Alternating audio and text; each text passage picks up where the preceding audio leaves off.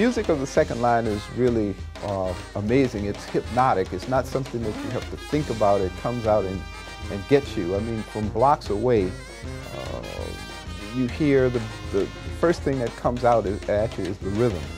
And you hear the beat of the bass drum, which is a unique beat that's sort of a simplification and transformation of some of the same types of bambula rhythms that were described and heard in Congo Square and come from West Africa.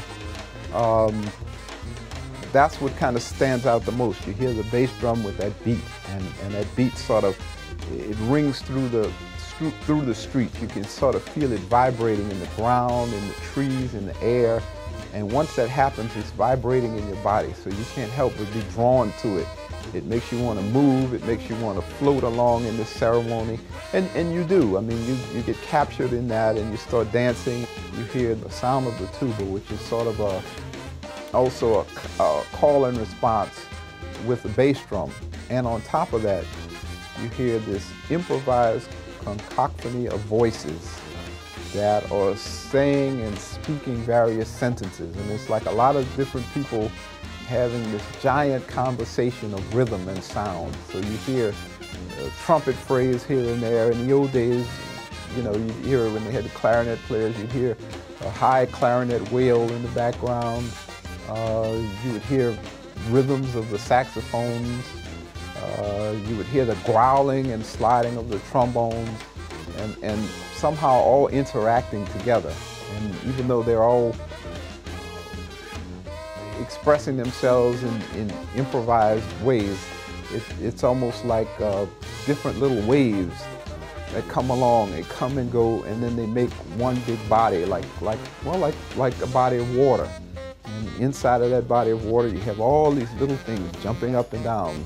And then when you first see it, you first see people second lining. You see the club members and second liners before you see the musicians. And so it's almost like the dancing is the music. And then when you finally see the band, you realize the music is also the dancing.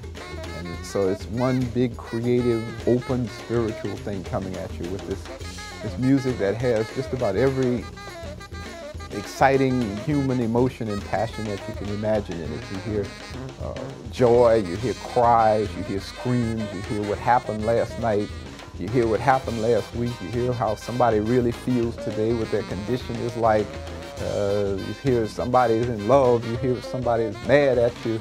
You hear all of those things coming at you. And it's just beautiful, because it's like in this little microcosm of time and space, it's like a whole world, a whole nother world and a whole nother existence is there for you to share in and enjoy. And you don't really have to think about it. It just kind of comes along and captures you, and you float along with the sound. You know? And it's a way of achieving a certain kind of freedom. The music speaks of freedom, because in jazz, in New Orleans jazz, real New Orleans jazz, you hear free expression, you hear genuine personality, you hear real feelings and emotions, whatever they are. And that comes out in the whole ceremony. So you become a part of that. You realize that this is a place where you, at least temporarily and in a spiritual way, have total freedom.